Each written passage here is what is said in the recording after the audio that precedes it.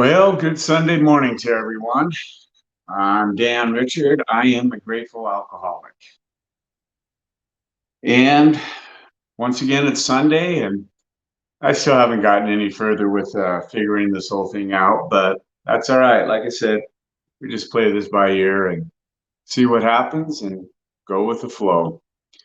So this week, I've been thinking a lot about time and purpose and what keeps us in our addicted minds and what stops us from truly living a life that was, in my case, worth saving. So, to start, I'm going to read a little poem that I wrote here a while back. And it goes like this.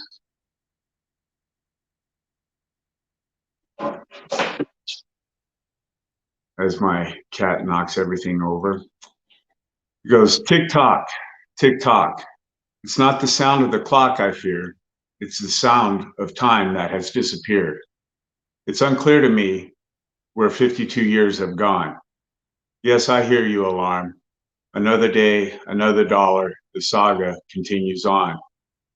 52 rings through my ears. Really, it feels like dog years. Why is that, I ask? What happened to the glory, the cheers? Tick tock, tick tock. No alarm needed, as I pleaded to lie in bed. Why face the fears, the jeers of people? Why are you doing this to yourself? I ask. I'm sorry. Why are you doing this to yourself? You and they ask. Fall in line. Don't follow your goal, the dream of being the greatest you can be. It's so much easier to just conform to societal norms. Take the easy path. Have a fast food attack. You haven't seen the next Netflix thing? You invest in yourself by struggling, sacrifice, not buying that bright, shiny thing. That is the only reason for living, I am told. Family, friends, and TV shows. I question myself. Do I take the red or the blue pill? Where am I now? Is so full of fear. But I'm afraid of your, I'm sorry. I question myself. Do I take the red or blue pill? Where I am at now is so full of fear because I'm afraid of your opinions of me. Really, it means you're holding me down. Not to sound mean, with you around, I cannot fulfill my dream, my destiny. I wake to you every morning to hear you say you love me. I believe it's true. No one else knows me better than you. That is how you have hooked me. You are the only one who knows all my dark secrets to remind me of how insignificant, how unworthy, how ugly I really am. Tick tock, tick tock. The alarm goes off again. Do I rise to persevere as I hear you and the world cry, don't you do it? Don't you do it? Don't show us a mirror, a reflection of our own insignificant insecurities. That is how we pass judgment on you. I wake to get out of bed. This is my time. Do you hear me? It doesn't matter what you tried to do or say to me. You cannot and you will not destroy me. I'm standing. I'm still strong. I can. I must. I will leave this toxic relationship with you. I turn to face the world, to leave you, the true anchor in my life, the enemy within. And I think that's something that we all struggle with on a daily basis is the internal thought that goes on in our minds all the time. The you're not worthy of success. You're not worthy of reaching your goals. You're just an alcoholic. You're a loser. You should just stay where you're at. And the fact of the matter is when we stay where we're at, that's when the addiction really gets us. It really takes control of us at that point. And that's why you've heard me talk so much about this goal that I have coming up in October. Because of that goal, I have a reason to get out of bed now. I have a reason to continue on. And I think finding a purpose is the key to really recovery in general. Um, and it's been hard. This last week has been really kind of hard on me because I felt like I've just been a plastic bag floating in the wind. You know, if the wind goes west, then I go west. If the wind goes east, I go east. And I can't live like that. Otherwise, I'm just going to go back to drinking because it's way easier to just go and grab 20 pizzas and a bunch of Listerine and just go out and say, I'm done. I think we're put here on this earth to face struggles, to deal with struggles. And through facing our own struggles and finding a purpose, allows us to grow as human beings. And in growing in human beings, we can't just keep that to ourselves. We have to basically share a message of recovery, of hope, of strength. And I feel like a lot of times what we do, especially in early recovery, is we're so focused on ourselves and the things that have happened in the past that we feel that's our comfort zone. That's where we want to stay because we know it so well.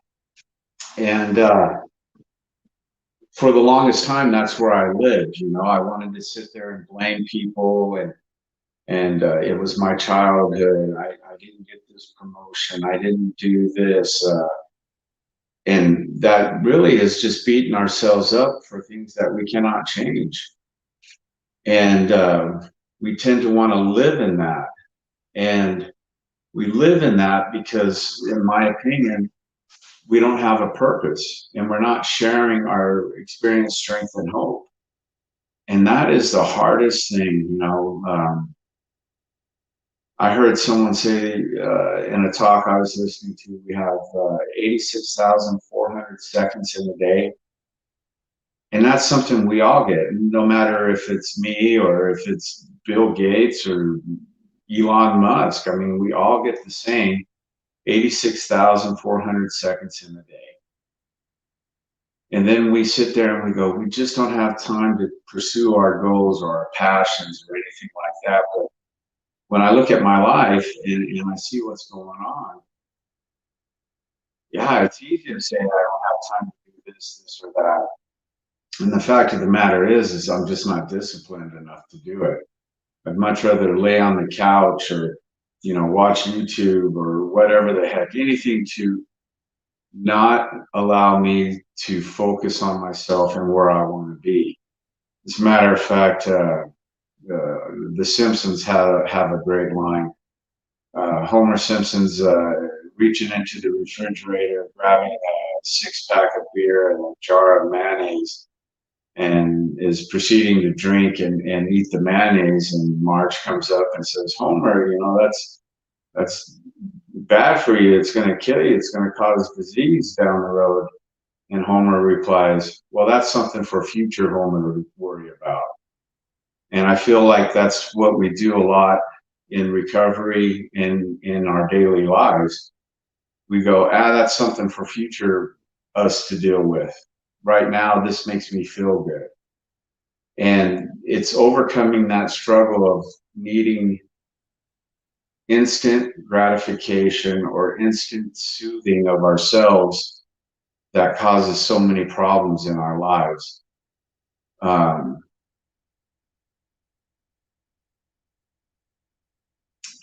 And that is my struggle a lot of times is I'd much rather have the easy, softer way of doing things than actually putting in the work. And it's not easy. It's not. My mind is first thing in the morning. My mind is just boom. You're a loser. You're not worthy of chasing a dream. You're not worthy of anything. You might as well just roll back over, go to sleep, and just call it a lid for the day. And it's that constant battle of getting up and striving for my goal, right? So the goal is the performance in my life, right? And your goals are going to be different, obviously. You know, whether it's painting or writing or sewing or polishing rocks, whatever it is that you're passionate about, if you are disciplined enough to do it on a constant basis, whether it's 5 minutes a day or 5 hours a day, it's that consistency of discipline that is going to allow us to, in the future, be in a better place. Um,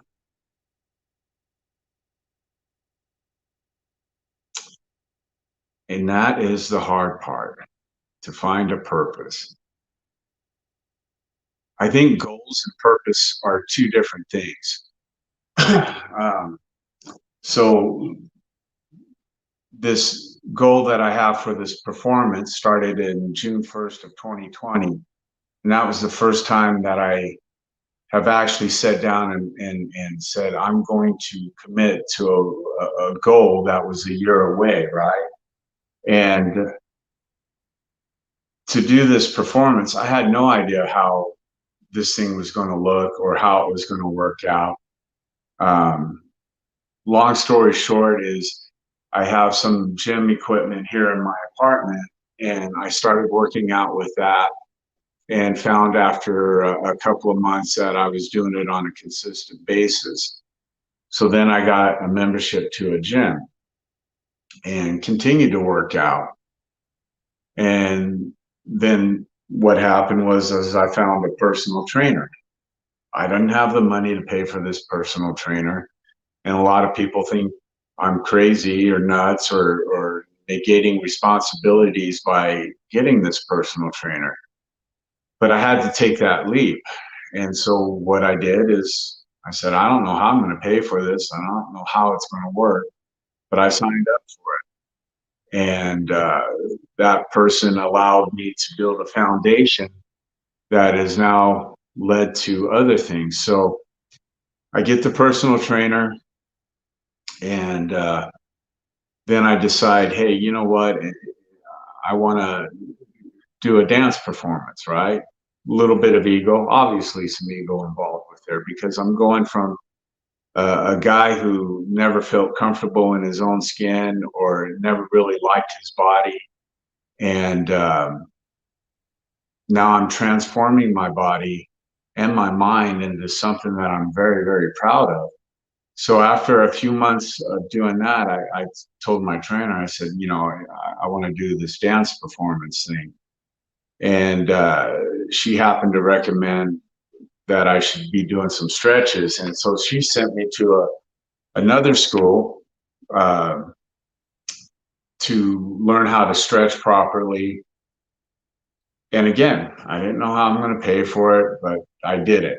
I just said, you know what, I'm taking the leap. And I take that leap and I get into the stretch class and come to find out that they do recitals and performances in front of large crowds on quite an often basis. And so, in talking to them, I found out that, yeah, I can do a performance there. So, boom. So that falls into line. So we fast forward to today, and I got that great foundation built up through my personal trainer, and that contract ends. And she's taken me as far as she could go. But through that and being consistent with this training and everything that I'm doing, I've now entered what I call phase two of this, and I found another trainer who is designing a program for me to slim down even more. So my goal is to get to 8-9% body fat. And I found out good news for me is that I'm at 13% right now. So it's not out of the question to get down there. But again, through that, I found a gymnastics teacher who's teaching me basically some breakdance moves, and I'm continuing on, right? And the cool thing about this is that I set this goal a long time ago, and I've been consistently working on it, but I've never known exactly how this is going to play out. And as an alcoholic, usually everything that I do needs to be perfect. And when I say perfect, there's never perfect. Perfect doesn't exist, but I can be the best that I can at anything that I want to do. But in setting this goal, I'm actually finding a purpose. And this purpose has led me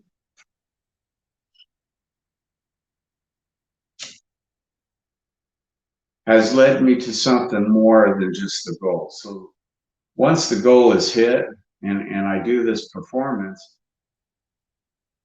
the question is then what? What do you do after that? And that's why you have to have something bigger than just a goal. And that's why I think what I really want to do after that, and part of it is this live stream and stuff like that, is one, I enjoy writing, and two, I believe I have a message that people need to hear that other people can't deliver. I'm 52 years old, and I look around at some people that are my age, and they're just beaten up by life. And it's not only through addiction, it's just life in general. Um, and they have all these dreams, man. I think it's Les Brown who does a great quote. He says, imagine you're on your deathbed and around you, surrounding you, are the ghosts of all your dreams going, hey, we came to you and you were the only one who could bring us to fruition. And now we must die with you. And that leads me back to time, tick tock, tick tock. It's not the seconds on the clock that we're hearing. It's the seconds of our lives that are being wasted away. And that, again, is when discipline and consistency come into play. We have to have those in our lives so that we can structure our lives to pursue our goals, so in the future, we have a life. And in my case, I have a life that was worth saving. Because if I don't have that, if I don't have something to look forward to in the future, so to speak, then I might as well, sit there and binge watch My 600-Pound Life and Hoarders and all this other crap, right? And try to live vicariously through something that absolutely has no meaning in my life whatsoever. My sleep schedule is so crazy that, on average, I'm sleeping about 5 hours a day. And with 19 hours in the day, you would think I'd have more stuff accomplished, and I don't. And last week was a good example of that. I ended up uh, pursuing money over goals. And this week has just been a crap week for me. And so one of my things today is, for next week, I'm going to set out and write a schedule for every day of the week so that I'm not wasting my time. And time is the only valuable thing we have. Time is the only thing that you cannot put a price on. Now, you can put a price on it as going to work to pay these bills, but in reality, for me anyways, doing a 9-to-5 job or whatever allows me to make just enough money to be broke. And not only broke financially, but broke internally and in my mind. And I don't want to live that way anymore. And so this all started when I was 51. I just recently turned 52. And so that goes back to a purpose. And this purpose of mine is to share this message that it's never too late. We never know when we're going to die. I mean, who knows? I can go out today and do whatever and get hit by a car and be dead. Who knows? Saying that, we should be making every second count. As a matter of fact, I hate to say it, but I mean, the fact that people are watching me on this right now is taken away from the fact that they could be working on their goals or their dreams. Um, but I'm glad you're here, so don't go away. Because again, this is my purpose. My goal is to be a motivational speaker, and the only way I can learn how to do this is to just get on here and start rambling and find out what connects with people and what doesn't connect with people. And man, you know, I'd love to be throwing down the law and raising my voice and all this other stuff, but it's 3 a.m. in the morning. I'm in an apartment with neighbors around, right? So keep it calm, Dan. Just I don't have to be 110% right off the gate, but what I can do is do something that progresses so that down the road, future Dan has a foundation to build upon. And I think that's the whole purpose of our life. That's why we have struggle in our life, right? We want everything to just be easy. But the fact of the matter is, and we see this all the time with the kids of people who are well off, let's say. Not all, but a lot of times, if you look at people who have a lot of money and have everything that has been easily handed to them, these are the ones who are become train wrecks because they don't know what struggle is. And then we have people who know what struggle is and then lose sight of what their why was. Why did they struggle in the first place? And hopefully I don't ever get to that point. You know, that's why I have the picture of my last drunk where I'm surrounded by Listerine bottles sitting in my bathroom, because that's a reminder to me of where I don't want to go back to. Because again, that's the softer, easier way to go. Just be passed out uh, and drink myself to death. I mean, that's so much easier than waking up and going to the gym every morning, going to stretch class, going to gymnastics, and now this new program that I'm with a new trainer that I see Tuesday. This new program that he's going to have is going to have a lot of cardio in it, and I hate cardio. I hate lunges. But then I also have to remember I'm very lucky that I even get to do lunges or do cardio. I mean, if we look around, there's people who wish they had legs. You know, there's people who wish they had it as good as I have it. And I'm sitting here going, I don't have it that great. But, you know, I see the people all the time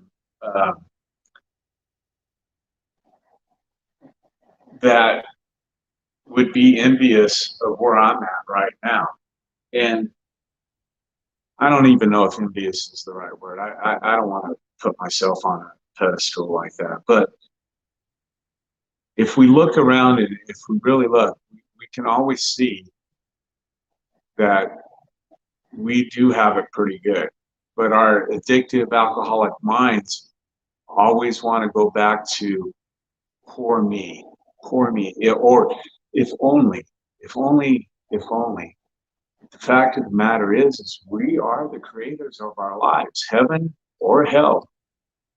It's right here, right now. There's no ethereal afterlife, whatever crap, because you can believe whatever you want, but until we're dead, we don't know what happens. And so it's up to us right now to decide whether we want to live in heaven or if we want to live in hell. And the fact of the matter is to quote unquote live in heaven or whatever you want to call it here on earth, that requires struggle. And that's a hard thing to deal with. Every morning I wake up, uh, there's that battle. Do I lie here in bed? Do I just give up? Why am I doing the things I'm doing? People think I'm nuts, this, and that. I mean, the list is a mile long, of self-doubt, self-hate, and everything else. And yet every morning I face that and I get some crap done. Whatever that looks like, something gets done. And it's not easy. I mean, there's plenty of times when I sit there and I'll think about my kids, quote unquote, what a worthless dad I've been these last few years, well, their entire lives. Really, I've never been there. I sit there and I say I love my kids and everything, and I do, don't get me wrong. But in my drinking days and everything, they were more of a burden than anything else. And so I struggle with that. But through that struggle, for me showing up every day in life and calling my kids or texting, most of the times it's sending them a text like, hey, I'm thinking about you. But at least it lets them know that I'm here and I'm willing to talk or I'm willing to listen whenever they need me, right? And so it's that small thing every day. It's those small little things that are going to build upon our lives. And that clock still continues to move. I guess in camera, I'm going counterclockwise, so like that. That clock is always ticking, always ticking. So what are we doing with our lives in those seconds, those minutes?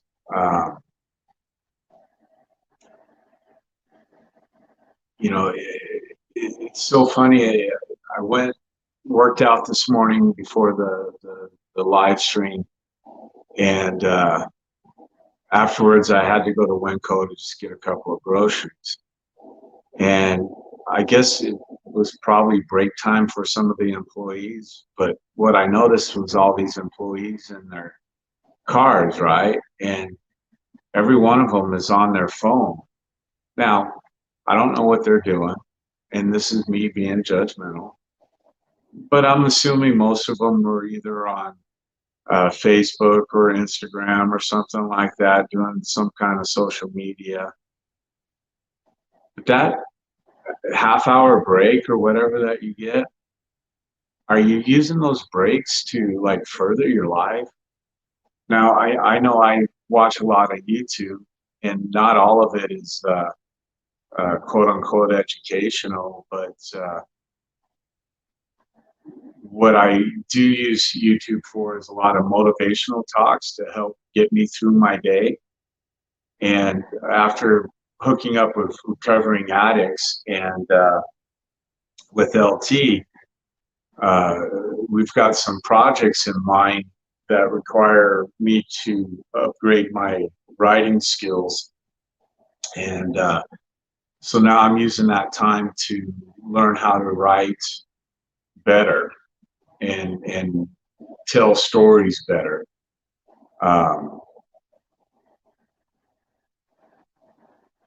So as I stumble for words here as a writer, the real question is especially with when you're new to recovery, I hear people all the time who will sit and want to wallow in the past. And that is just a waste of time.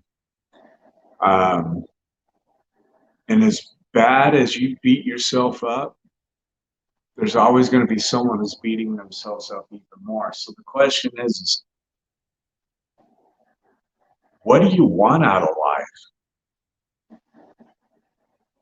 And how do you get there? And I mean, recovery, the 12 steps, everything, it's a very simple program. Recovery is very simple, but it's hard. The work is hard. And that work is being consistent and showing up daily for your life. And that's why I keep saying goal and purpose, right? It's great to set a long-term goal that'll get you up and going, but it's got to be bigger than that. There's got to be a purpose behind it. It's so funny. I did an interview the other day for a job, and they go, well, why do you want to work here? Well, the fact of the matter is I really don't want to work there, but I need the money, right? And that's what we get. We all tend to focus on. Well, I just had enough money for this, or I had enough money for that. And then when we start thinking of goals and purpose in our lives, right? Let's say for me, writing, right?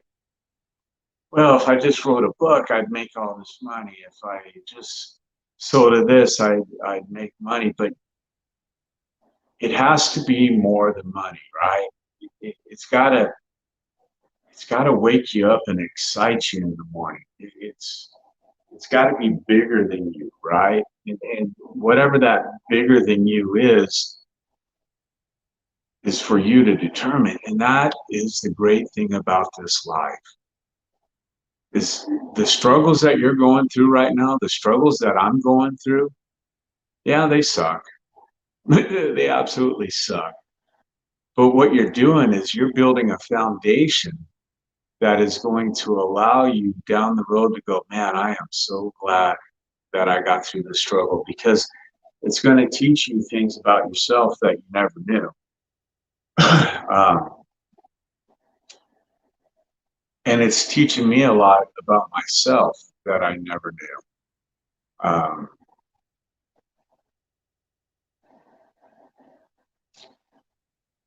When we're in active addiction or just getting clean and we're still kind of new into recovery,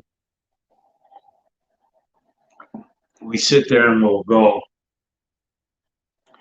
well, I've got to get clean from my parents. I got to get clean from my kids. I've got to get clean because the courts say, and the list goes on and on and on. That may be a goal, right? To make those people around you happy, but it's got to be bigger than that, right? You have to have a purpose for wanting to stay clean. To want to change your life, you need a purpose.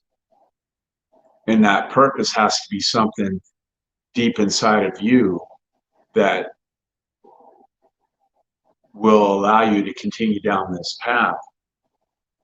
And the purpose is whatever your purpose is. For me, I found that after some time in sobriety, not sharing this message of recovery was a detriment to me, because it just kept me being selfish and focused on myself. That's why I'm putting myself out, doing the live streams. That's why I do these little videos on YouTube that I do with my poetry. It's to spread this message of recovery. And in doing that, it actually allows me to learn more about myself and learn more about recovery. So you set a goal like I've done, and maybe I'm sure it's a lot of ego in there, right? Because who in their right minds at 52 wants to do a dance performance in front of 300 people? Well, I do. Well, why do you want to do that, Dan? Well, I want to show off this new body that I'm building and this new attitude, right? So there's some ego involved in there.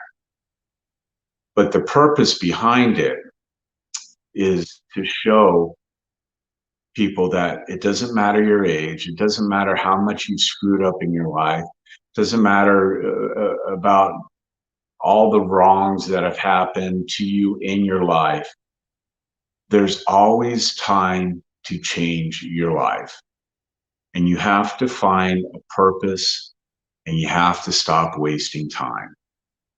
And that's an individual journey that makes this life so great. We tend to fall in line with societal norms that say we need the bright, shiny thing, we need the newest this, we need the best clothes and this and that. My clothes, I'm not a fashionista. I don't know name brands. These clothes, DI. And if you're not familiar with the DI, it's a thrift store. $3. I can get a whole new wardrobe for like $40, right? I don't care if it's brand new. At this point in my life, getting away from the newest fashion or the newest thing, it's not important anymore. Keeping up with the Joneses, we've always heard that. Oh, look at my neighbors, they've got this and that. I better go get something bigger and better. And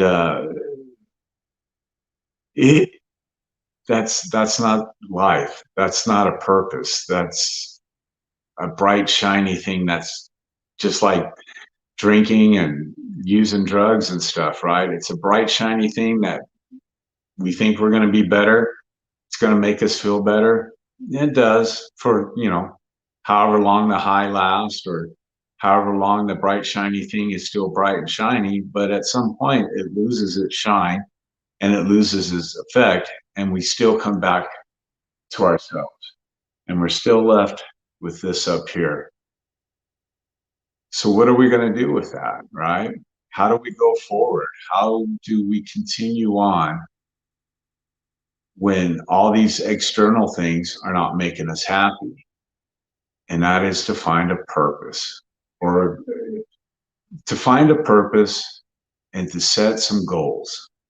And the goals don't have to be grandeur or anything. The goal could be as simple as make your bed every morning, right? At least you've accomplished something. Cold showers. We had a Zoom meeting the other day, and we were talking about this particular guy named Wim Hof and his breathing methods and cold showers. I was doing cold showers for the longest time. Winter hit. I'm like, man, I'm back to the hot showers. So now I've got to start reconditioning myself to do these cold showers. And it's not to sit there so I can wave a flag. Look at me, I take cold showers. No, what it is, it's a little struggle that I can overcome on a daily basis that starts my day out with a win. Just like going to the gym in the morning. If I hit the gym in the morning, that puts me one step closer to my goal, but it also, for that day, gives me a win. And that right there is something that's very valuable to me, is stacking up as many wins as I can before my day starts. That way, when life hits me full force, I can still look back and smile and go, well, you know what? I got my wins in for the day, you know. And it's hard. I think last week I said something about doing dishes every day. I'm a bachelor, right? There's no sense to have a sink full of dishes. And I did great for 3 days. And now if we go look at my sink, you can see there's some plates in there. I think there's 2 plates and a bowl and some forks and stuff like that, right? And what that does mentally is it drags you down, right? Because that's a loss for me, right? That's a loss. I go in, it's a dirty kitchen. Oh, I gotta clean it. Oh man. So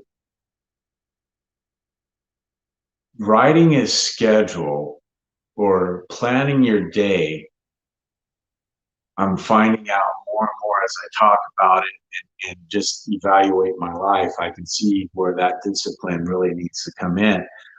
And it's not so that I can sit there and go, look at me, I'm organized and da da da da. It's so that up here and internally, I've stacked wins before the day has even started. And living my entire life, basically, I've always felt like I was a loser. I never fit in. And again, we can go back and blame the parents and everything else. I went to so many different schools and it was hard to do this and hard to do that. Yeah, that was my life. Yeah, that happened. Do I live there anymore? I mean, do I need to wallow in that? Do I need to lather myself up with that self-hate? No, I need to find wins in my life. And the smallest thing, whatever that is, that win looks like to you, that's what we need to start building on. Because when we start building on small little wins, that is what is going to change our lives down the road. Those wins will stack up and become habits that are going to help future selves, our future selves.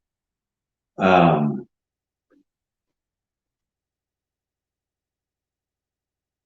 and so it goes back to time. What are we doing with our time?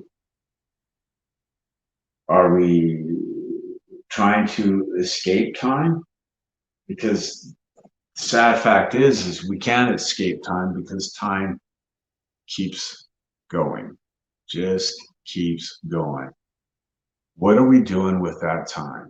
Are we sitting there just beating ourselves up, or are we doing something productive? And trust me, I understand addiction. I understand addiction from the point of alcoholism. I'm not going to sit there and say I know what it's like to use heroin or come off of heroin or any of the harder drugs. That was just never my thing. My thing was drinking and smoking pot. Um, so I'm not going to sit there and try to belittle anyone's pain or suffering coming off of harder drugs. But in my situation, having faith in the 12 steps and truly looking at myself and starting to notice where I'm losing, where where I'm losing things during the day. And when I say losing things, it's like the dishes, right? Did great for like 3 days, and now I've got 4 days of loss, right? How do I correct that? How do I get more wins in my life? And the only way to get more wins that I see in my life is through discipline. It's writing a schedule and sticking to a schedule. We'll see what happens next Sunday. I'll report back and let you know how it goes. But we've got to start taking pride in ourselves. And it's so funny because we're dealing with a disease that has made us nothing but selfish. We're in a program of recovery, or most of us are in a program of recovery that makes us look at ourselves so that we have to kind of be selfish with our recovery.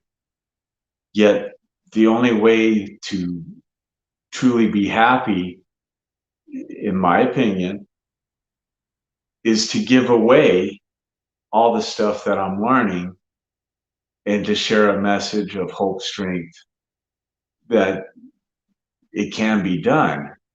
But again, I have to be selfish, right? So it's this whole balancing thing that we're trying to figure out in our lives.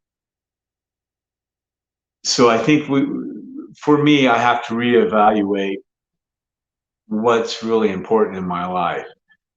And that goes back to, that means there's going to be struggle. Is it, do I go off the rack and go to, I don't even know what a high-end fashion store is. So I'm just going to say Ross or Walmart. I don't know. And do I pay $20 for this shirt? Or do I figure out where I can save a little bit and go to the DI or a thrift store? Do I really? It's so funny. There's many of times where I'll go into a store and I'll go in for a specific item, and then while I'm in there, I start grabbing this and that and everything, and then I look at this shopping basket, and yes, it's stuff that I could use and stuff that I quote unquote would need. And in the end, a lot of times, especially recently, I tend to just put everything back and walk out of the store and go, I didn't even need to be here in the first place.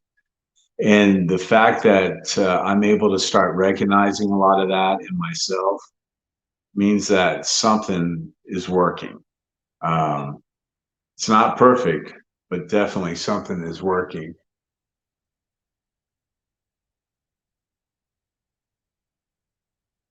Um,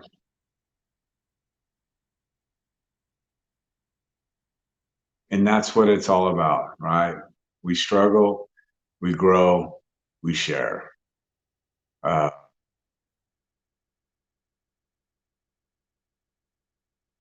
but we cannot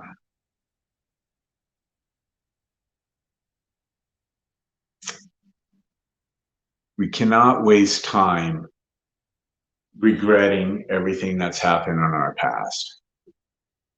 We have to learn to face those demons and continue on with life. And whatever those demons are, and I'm not saying the 12 steps are going to fix everything.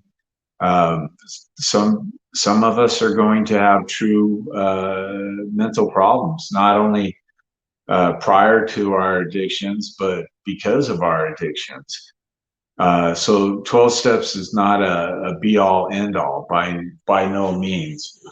But the fact that we can sit there and share our experiences, hopefully that will allow us to grow. And in my case, personally, that means I have to look at my life for what it is, where I'm at, and where I want to be. And that means I have to face some of these demons. And at one point, doctors had me on all kinds of thises and that's, and I I had to put that all away. I've had asthma my entire life, right? And I carried a rescue inhaler with me. That was if I left anywhere and I didn't have that inhaler, I was going to have an asthma attack. And I asked myself one day, I said, how much of this is just a mental thing, right? 50 some odd years of carrying an inhaler. Do I really need that inhaler? And so I started doing a little self experiment where I would leave this inhaler at home. And I'll be darned, I didn't have an asthma attack. And now it's to the point where, I was going through like an inhaler less than a month, right? So I was always getting inhalers. Well, I don't know exactly when I stopped doing this. It's been more than a couple of years, but now it's to the point where I forget I even have an inhaler, and I do just fine. So, uh, saying that, we've got to trust our doctors, but do some investigating and experiments with yourself to see how much you're really medicating to escape something and how much is this really up here. So I'm not trying to be a doctor, and I'm not saying get off meds or anything like that. The whole point of that story was we have to really look at ourselves and face little demons and little traits within ourselves to truly be happy. And that means we have to face some struggles and face who we really are. And again, that's only going to happen through time, which leads us back to what are we doing with our time? How much time is really spent helping future self, or how much time is actually hurting future self? And I find through finding a goal, whatever it is, it could be a week goal. In 1 week I want to be there. It can be a year-long goal that I'm doing, which actually started out as a year goal. So this whole thing should be done like in June 1st of 2021. But because of the performance I'm doing, it actually got pushed to October. Okay, so I'm flexible. We'll just add a couple more months and we continue on, right? Um, but through those little small goals, what we also need to figure out is what is our purpose? And that's just a hard question.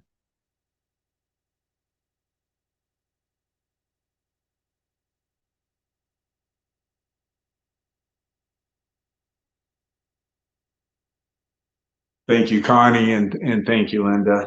Um, you know, you're right, Connie, about the demons, right? Um, at this point in my recovery, I'm not really too worried about the demons. And what does break me down are the memories. But again, we have to somehow turn that around where we're using these memories as fuel to further ourselves down the road. So I have memories of what a crappy dad I was, what a crappy husband I was, what a crappy human being I was. But today in this moment, even though I have those memories, today in this moment, you could not convict me of any of that because that's not who I am. So through working on myself, sharing this message, because I'm not a teacher, but through sharing this message, it helps me to learn more about myself so that I get to use those memories to share a message to help other people. And that gives me fuel for my life. Uh, I don't think any of us want to trade. I don't think any of us want to be in any other addict's mind because it's just going to be a horrible show.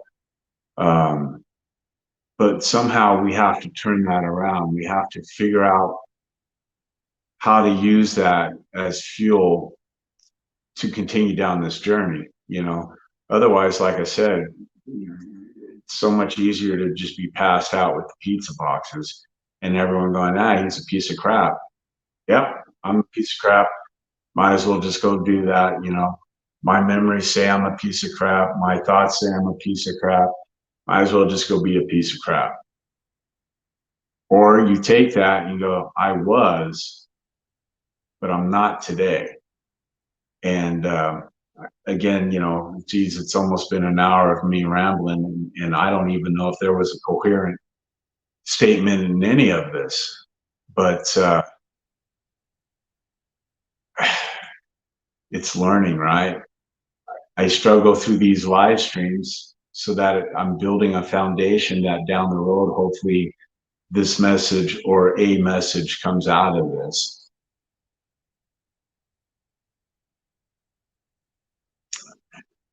Um, and again, like Connie, if you don't mind, she just posted she has multiple personalities.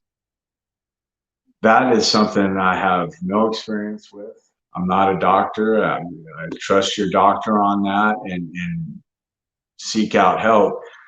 But don't go into it blindly. Just because a doctor says A, B, and C, question that. A good example for me was because of all the working out that I'm doing, I've got soreness and some muscle issues and blah, blah, blah. I'm an addict. I'm an alcoholic. You're going to give me something, I'm going to take triple it, right? Because that's just my nature. So all I wanted from the doctor was some 800 ibuprofen, right? Nothing that's, as far as I know, and from what I've read, nothing that's going to make me addicted to ibuprofen, but it's going to relieve some of the pain. Well, I go into the doctor and I tell him what's going on, and he goes, all right, we're going to put you on this, but after 2 months, I want you to stop taking it because it's going to cause kidney problems and blah, blah, blah, right? He had a whole list of things. And I said, but wait a minute. If I'm taking these to relieve the pain and this is working, then in 2 months, I've got to stop taking it. Doesn't the pain come back? And he goes, well, yeah, but then we put you on this. And I said, no, no, no, no.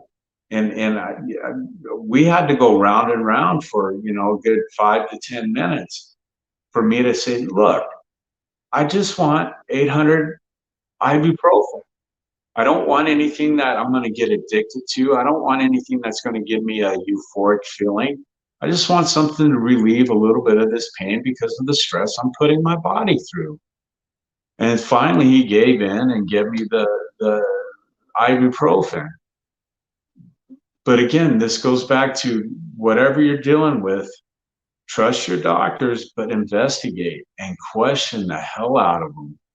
Question, question, question. And again, this goes back to our own lives. Question everything that we're doing in our lives. If we had a documentary crew following us around on a daily basis, what would that day look like? Where are things that you can improve? Or maybe there's some things that you need to be a little bit more lax on. But again, that's an individual question. By no means is anything that I'm saying here to be the be all end all. That's not what I'm here for. I'm here to hopefully share a message that'll resonate with some people who will help them find their purpose, their goals, and in return will allow them to find a message that they can share, because this is what recovering addicts is all about. It's not to say that we have the only way. We're here to say, find that works for you. And once you find that, share the message, because recovery takes on all sizes, shapes, and forms. There's not a one size fits all. And as I go through this journey, I'm finding that to be more and more true. And my only goal here is that, again, hopefully through me just sharing this message, that it resonates with someone who will help them through their day so that they can share a message that'll help someone else.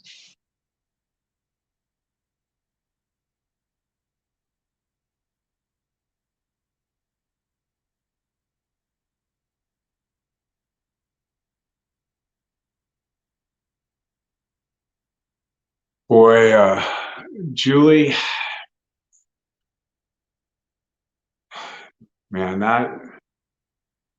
that question, her question is, how can family members help but not enable when our loved one is in active use and denial after 20 years of activity?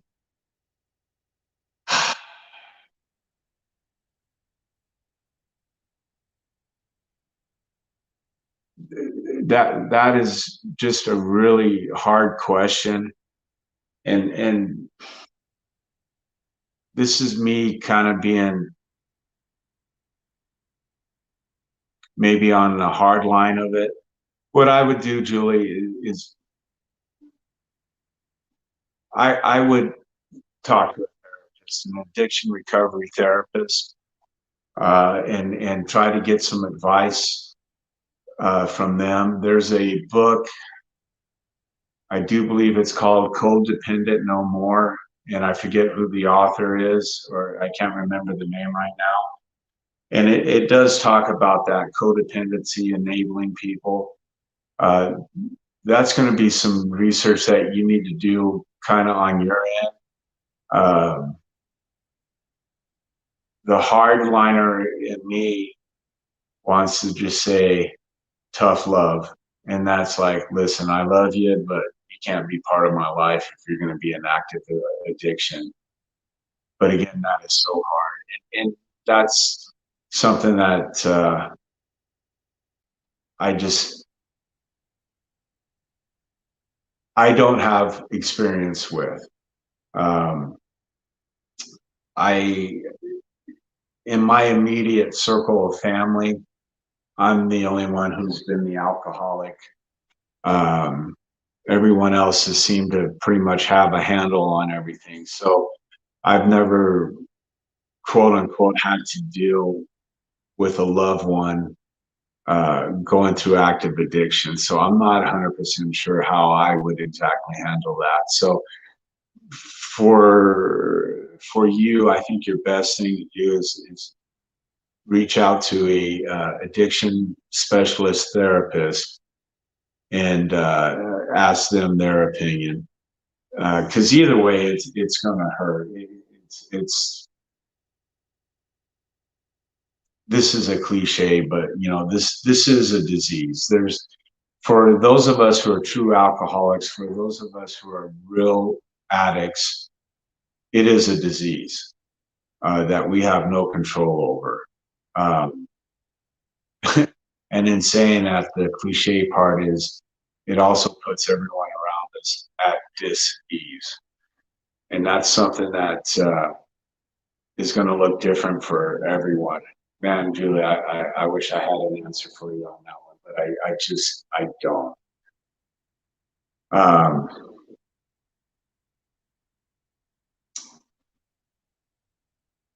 and hopefully somehow your loved one will kind of figure it out, because in the end, the alcoholic, the addict, you know, will sit here and we'll go, hey, I'm going to do this for my family, I'm going to do this for the kids, my wife, my parents, whatever. In my situation, all those frothy emotional appeals means nothing to me. I will promise you the moon and be drunk on the ride to the moon.